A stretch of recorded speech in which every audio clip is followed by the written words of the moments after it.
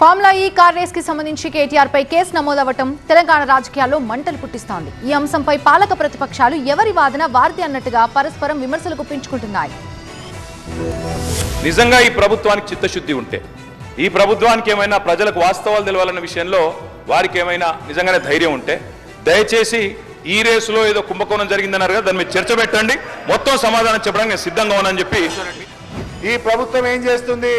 మేమేదైనా ప్రశ్నిస్తే మమ్మల్ని దబాయించుడు, ఎంక్వైరీల పేరు మీద అక్రమ కేసులు పెట్టుడు, ఇదే కదా మీరు చేసేది. గౌరవనీయులు కేటీఆర్ గారు ఈ రాష్ట్ర ఇమేజ్ పెంచడం కోసం ఈ కార్ రేసింగ్ కోసం నిర్ణయం తీసుకున్నారు. మీకు భయం లేకపోతే మీరు చేసేది నిజమైతే ఈ శాసనసభలో రేపు కానీ ఎల్లుండి కానీ చర్చ పెట్టాలి.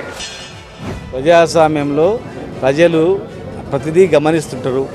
ఇలాంటి కక్ష సాధింపు చర్యలు అనేటివి వాళ్ళకి పనికిరాదు. కేటీఆర్ గారిని జైలు పెడితే ఖచ్చితంగా ఆయన కూడా ముఖ్యమంత్రి అవుతాడు, రేపే అవుతాడు.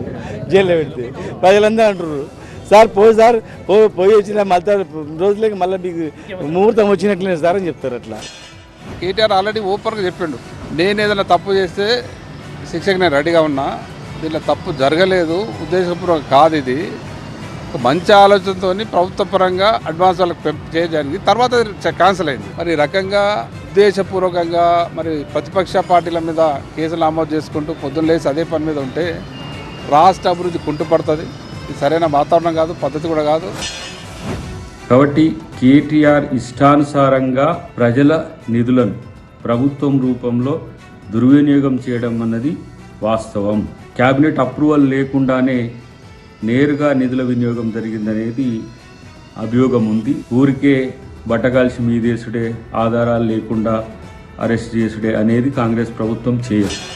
భారతీయ జనతా పార్టీ ఎప్పుడైనా సరే ఈ యొక్క ఇటువంటి అవినీతి ఆరోపణలు కానీ ఏమైనా ఉంటే వాటిని నిగ్గుదేల్చాల్సినటువంటి అవసరం ఉందని చెప్పేసి మాత్రమే చెప్తా ఉంది.